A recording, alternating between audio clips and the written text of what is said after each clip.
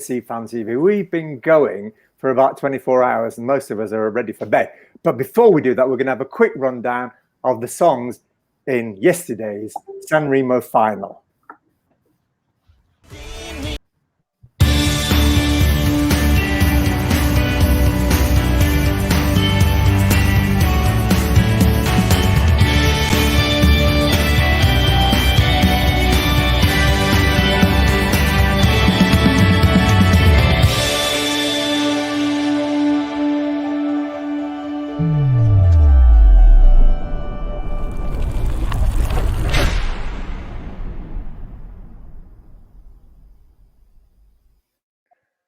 Good evening, welcome everybody. Thank you for joining us. We have technical problems right, left and center. So at the moment, if you can see, David's not with us, but a big hello, Ian and Donna. Buonasera. Buonasera. Donna's been with us all week watching San Remo. Ian's joined for the rap party. Just below them, Michelle and Phil. Thank you so much for joining us. I like the necklace. How is that inspired? I don't know. I saw some bloke today with it on. Right. Okay. Did you steal it off him? Hello, David. David will join us when he can. Buonasera. Buonasera. So we're here to talk about San Remo. 24 songs became 23 songs, and this is what happened.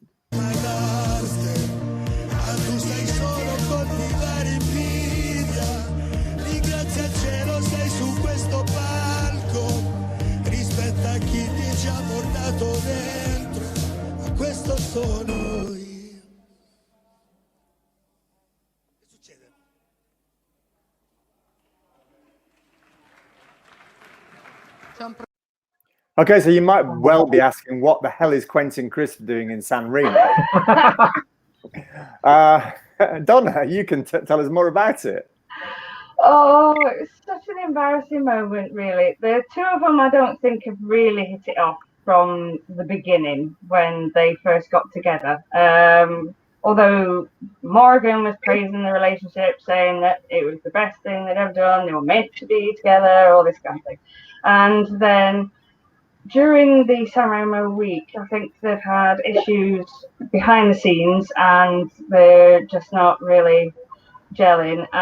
Something must have happened overnight, and with the poor voting scores so far, because they were near the bottom before that evening,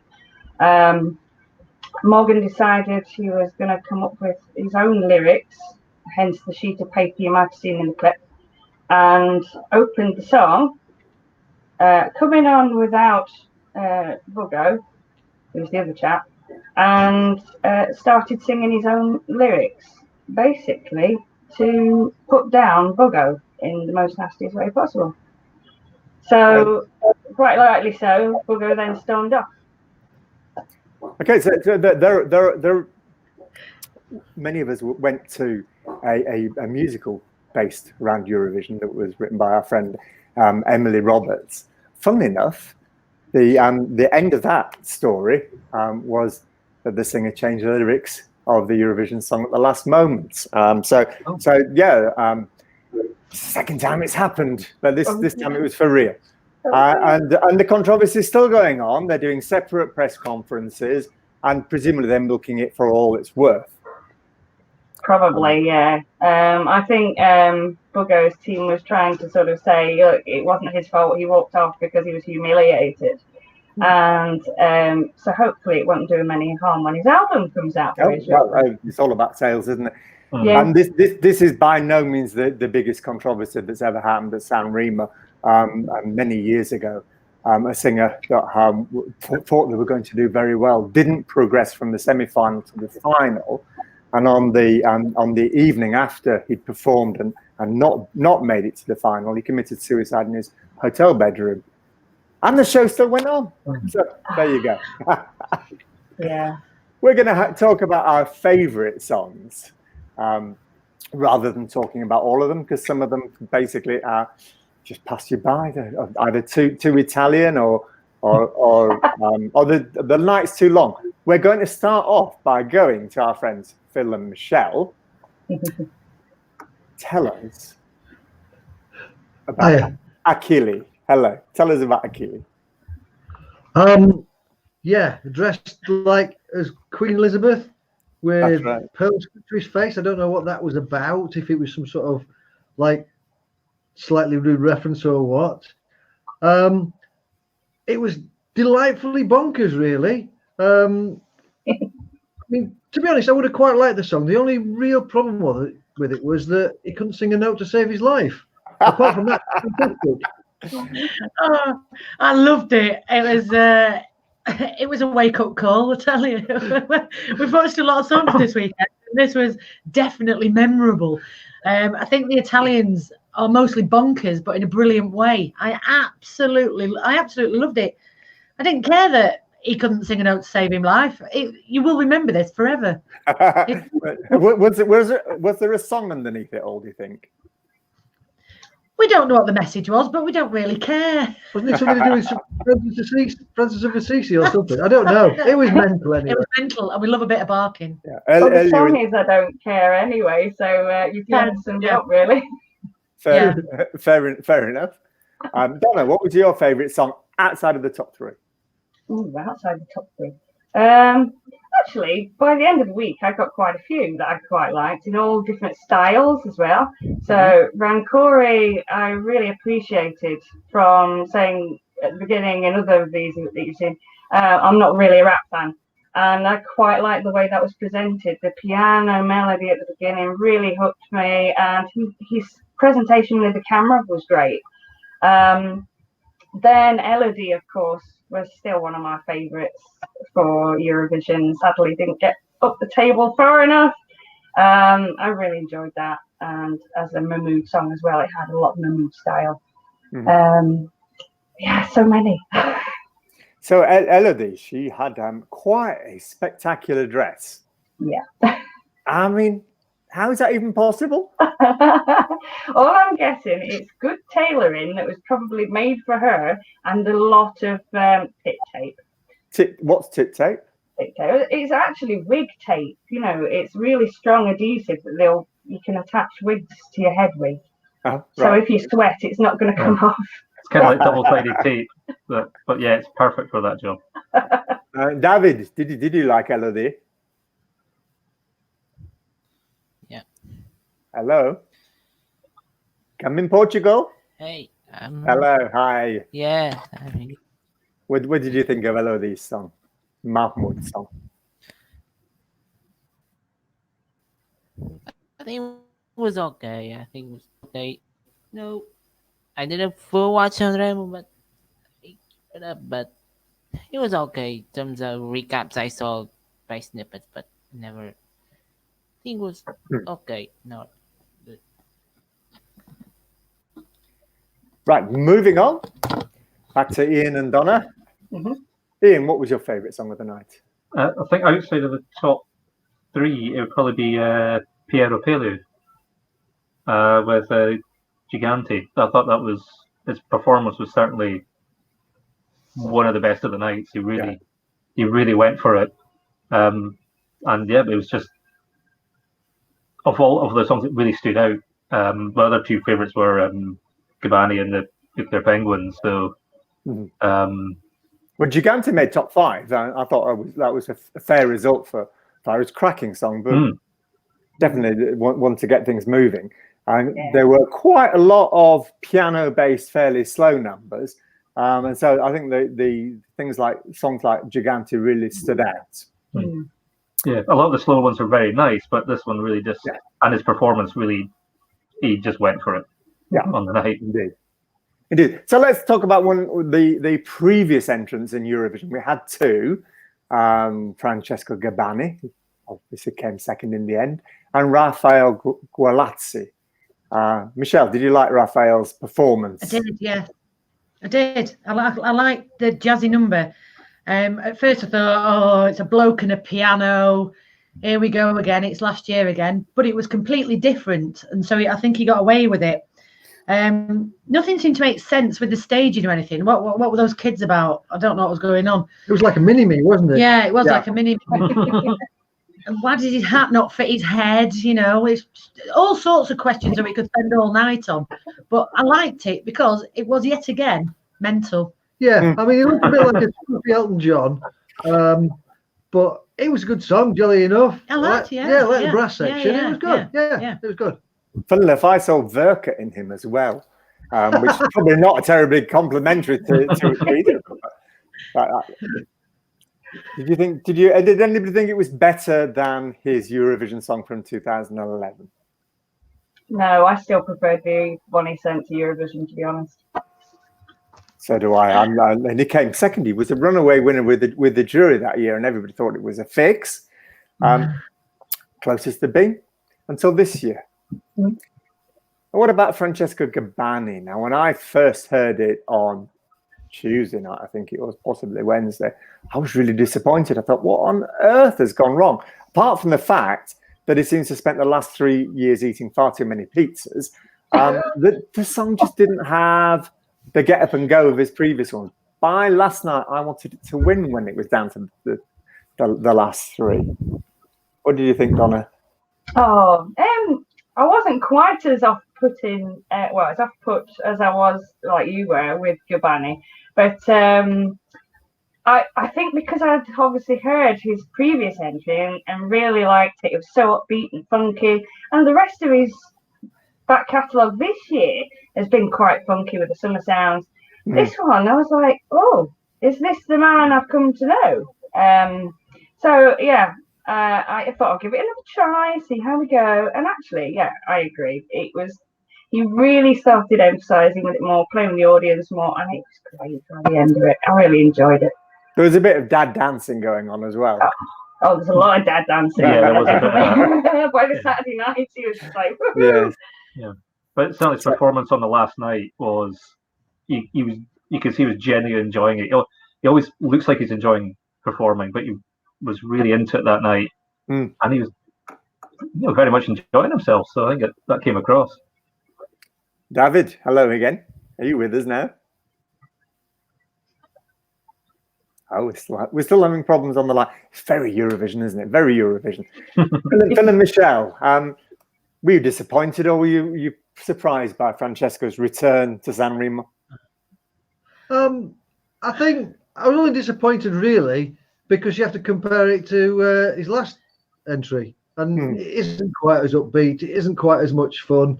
There are no gorillas in this one, so it's not quite as oddball. But it was a nice enough song, jolly enough. No, I didn't like it. You didn't like it?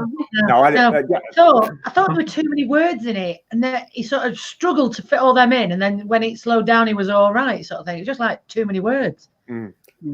Yeah, I just thought bloke piano, and then I thought, oh, he's standing up. Thought, oh, this will be all right. And it wasn't. It was just nah. Some of the rap felt like that for me, to be honest. Yeah, no, didn't do anything for me. But I mean, he didn't have like a specific dance for this one, like last time as well. So it wasn't. He threw a bit of it in, didn't he? And there was some of his trademark moves, but it's very middle of the road, very cruise ship. Yeah. Wouldn't have worked in Eurovision whatsoever. No, not good enough. One that might have done was Pinguini Tatini Nucleari with Ringo Starr. Now that was a song that put a smile on everybody's face. Donna, did you like it? Yes, it's fair to say that I definitely liked it, and so did most of my friends, and they were absolutely gutted that it never got through. Ian, was it one that did it press the buttons for you? I think it did. I don't know necessarily the best written song in terms of the musical, but in terms of the fun, it had the sheer entertainment value. Was just perfect. And I think that would have done extremely well at Eurovision. Yeah. Michelle, has anybody ever written a song about you? Yes, didn't Guns N' Roses do one? Was around heroin, I think. Oh, all right, okay. And the Beatles. Yeah, well, you're thinking Ringo Starr. Oh, somebody's written a song about me. At last, I've been overlooked all these years. Now I've got a song written about me. You have a look at the lyrics, and what is it talking about? It's all about the fact Ringo Starr's the one that nobody remembers from the Beatles. Yes. Poor You're going to lad. be compared to anyone. Ringo Starr. Ringo Starr. I wondered why he picked the rubbish one. That's it. It's Like, something like in a yeah. world of Johns Yeah. and Paul's, I am Ringo Starr, isn't it? Or something Yeah. like Yeah, that. that's exactly That's it, right. Bill. Yeah. I would have said George Harrison, though, personally. Yeah. Oh yeah, he's the one I never remember. Oh no, I like George Harrison. He's my favourite. He's my favourite Beatle. Your favourite Beatle? Oh, Yeah. oh, There's always one. my partner lives next door. His family lived next door to Paul McCartney. That's my claim to fame. Mm. Right. So now we're going to talk about Tosca, O Amato Tutti, O Amato Tutto. It was a ballad in a sea of anthems and rap music. I thought it was absolutely stunning. I got the same vibe from it as I did from listening to Salvador Sobral 2 years ago, and it might have suffered in comparison had it got to Rotterdam, but I think that was the best chance of a Eurovision win. Anybody else agree with me? No. She was very good, and for being sixth, she was the top female She was. out of any of the following pack, and it was a cracking song. I can't personally see it like you at Eurovision, but certainly San Remo, definitely. And I am surprised it didn't do better. Michelle, you always disagree with me. What was wrong with it? Well, I thought the vocal was fab, but then again, it was she was really good at singing, but it was too Salvador, and she had a bloke with a piano. So it's like, how many years are you going to do a Pikachu to pop up at some point, and then she'd done that. It was just too copycat of everything. It's like, oh, what was popular? Oh, let's do that quick. It's been there, done that. We've all seen it. Yeah. Yeah, the difference is, though, I mean, San Remo is a song contest in its own right. It's not just the qualifier for Eurovision like the other national finals are. So, probably in terms of San Remo, it was a good song, but I think, at Eurovision, it won't get compared to Salvador. Yeah. And that's always a problem. Yeah. Do something different. Okay, so before we talk about the winner, putting the winner aside, which songs do you think would have done best in Eurovision then? Ian and Donna. Oh, well, I still claim that Elodie had a good chance. It had a slightly different sound, although, yes, it was written by Mahmood and it still had a little bit of Mahmood's style. So it was easily identifiable as something that could have been his. But still, very different. Rancore as well. If we were determined to move on a bit, rap can work. I am convinced, although it's not my biggest style. If it's just rap on its own and not pushed in as a little section like Bosnia had years ago, then I think it could work. But so do you not count the Turkish winner from 2003 as rap? A bit That's not rap. That's not rap. Well, it was crap, but yes, I agree. There was a bit in the middle. I'll do anything you want me to. What do you want me to? I would have count that. No, okay. Moving on. Ian, what would have been your choice for Eurovision? For Eurovision, I think it would be the Tactical Nuclear Penguins. I think that would have. There's a lot of lovely songs. So things like Tosca, beautiful song. With I think we got swamped out at Eurovision, but yeah, I think the sheer energy, it would immediately catch people's attention. And when you think about it, most people only see the songs once, and then the recaps, that grabs people instantly. Yeah. Just the sheer energy on the stage, and it's fun. That big brassy intro. Plus, most people know the Beatles, so the references will be like, "Oh, that's the Beatles, isn't it?" Yeah, well, it didn't work for the Swedish entry that was called Beatles was it 1977? I think it came last. Ancient history before you were born. Phil and Michelle. Obviously not. You wouldn't have seen it either. But Phil and Michelle, what would you have sent to Eurovision if you'd have been the jury on the night? Well, if you want memorable, you want Achille, don't you? Yeah. You're not going to forget that, are you? No. Yeah, maybe a few singing lessons, but yeah. He has had singing lessons, hasn't he? Has he? Yes, he's had He wants vocal he wants to ask coaching. for his bloody money back. Oh, if you Does he listen know the carefully, he's answer? definitely better than Rolls Royce was the year before. Fair enough. Yeah, I mean, I think we sort of seem to be losing the bonkers side of things at Eurovision to some extent, and I think we need a bit more. We want something we can dress up to. You know, you look at that, it's like it's a look, isn't it? You know. Oh, It is a look. definitely. I'm It sure is you've a got look. the wig in your cupboard somewhere, Michelle.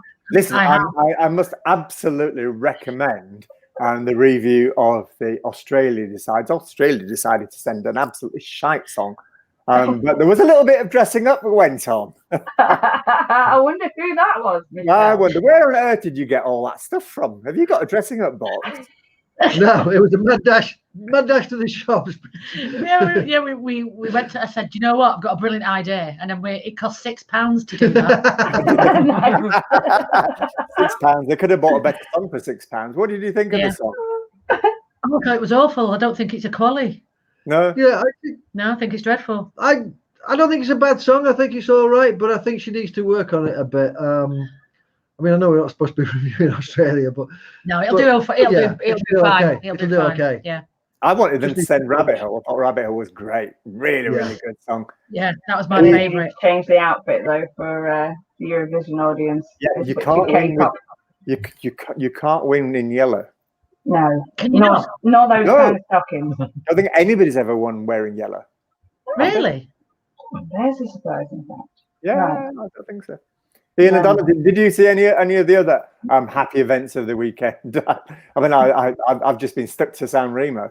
Well, we did do some catch-up bits, and we tried in the hour before San Remo started to watch the Denmark one, and the stream was so bad it wasn't worth watching. Oh, it was Norway. Or was it Norway? Yeah. All right, Norway. No, you couldn't even tell where it was from. No. Yeah.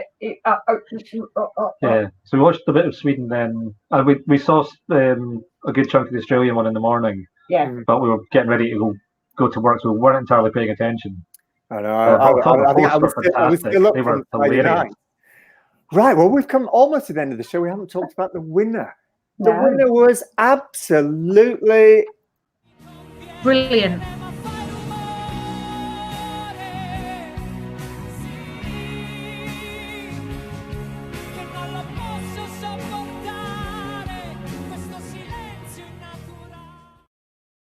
I think the one thing we can all agree on, it was very Italian.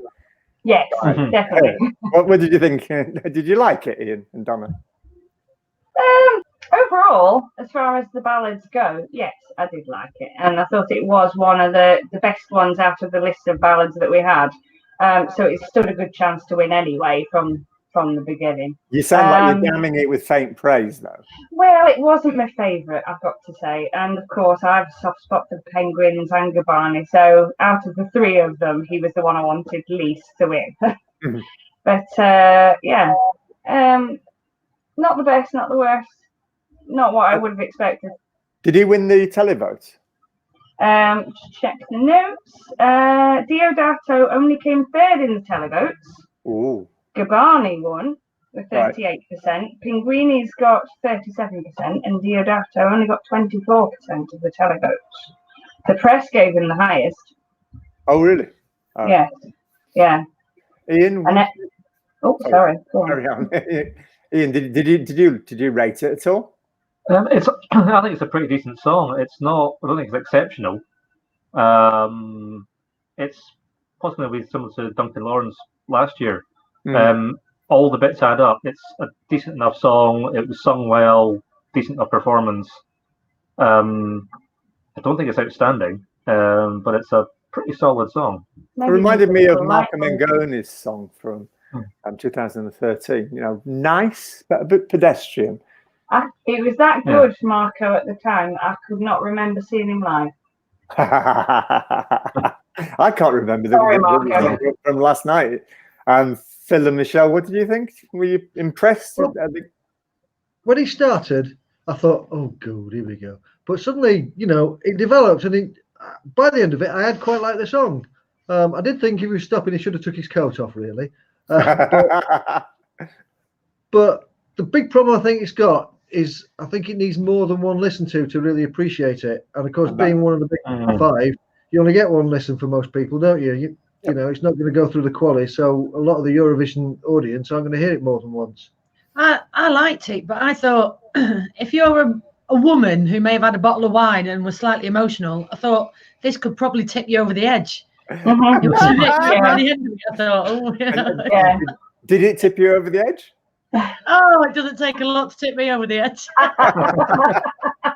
Right, it's Italy. I thought it was really emotional. Good. And I'm glad that we've got one fan of it at least. So if you have a look at the lyrics, it is a really emotional song. And he confirmed last night in an interview that it was actually written for Levante, as I say, who's his ex, who's also in the competition. And it must have split amicably because she actually wished him all the best afterwards. Well, you say that, but she sang a song called Tiki Bom Bom. That's true. So she didn't return the favour, did she? That song was shite. She sang a song called Little Willie. Look like a hummingbird. Like a hummingbird. Perhaps should have sung a song about Little Willie. Maybe she was doing that when she was dancing. So, where do you think Italy will finish on the scoreboard in May? That's a really hard one because we've only had some of the countries properly confirming. We've got more artists than we have actual songs so far. But given what ones we do know about so far, I think they'll do well. Certainly if Latvia has anything to do with it. I know. But I can't see them winning with this song. Top 10, yes. They could still do that because, I mean, if everybody's going for ballads like Duncan has now set the precedent after last year, so they could still do really well with it, given the right staging as well. It's got to be quite sensitive for this one, I think. But yeah, there's a chance. There is always a chance. Chance of top 10, no chance of win. Ian? Yeah. Probably something. It's a good solid song.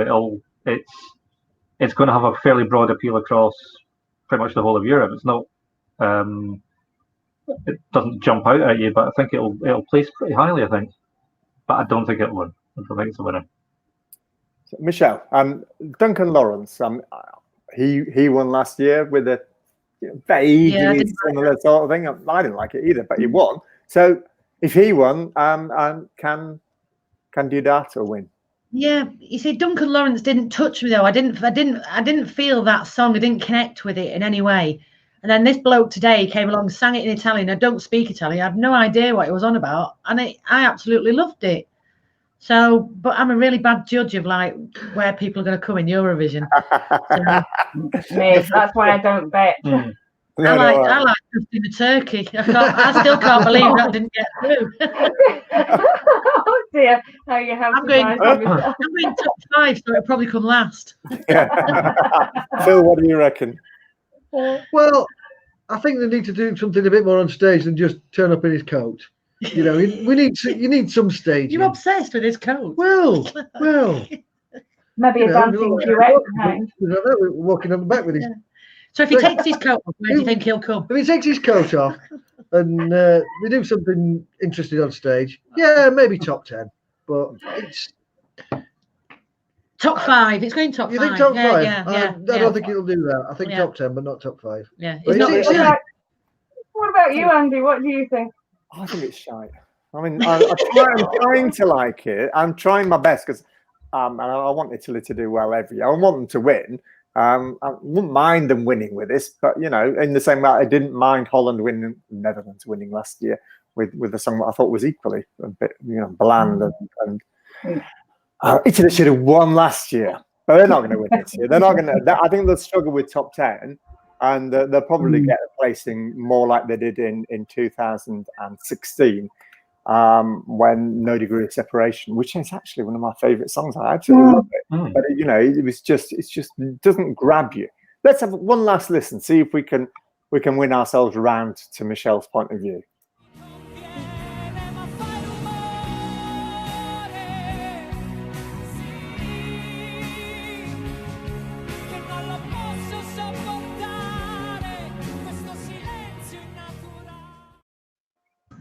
Yeah, well, you see, I'm going to like it a little bit more. I only need to listen to it another 10 times. It'll still be on my Italy playlist anyway. Oh, will it? Good. Yeah. Right. Thank you so much. Thank you, everybody that's joined us tonight. There are 25 comments in the chat room. I'm so sorry I forgot to look at it. I don't have a producer. I'm all on my own. You're rubbish, Andy. Right. Okay. Well, if you think Turkey, that's not rap. If anything, Estonia's winner was a little bit rapist. But there's never been a rap winner. Okay. Somebody said that one of Book's fizz was in yellow. Say again? One of Book's fizz was in yellow. Oh, right. Oh, that kind of counts. Yeah. No single person, though, has actually won in yellow. In fact, one of them won the Barbara Dex Award, if I remember rightly.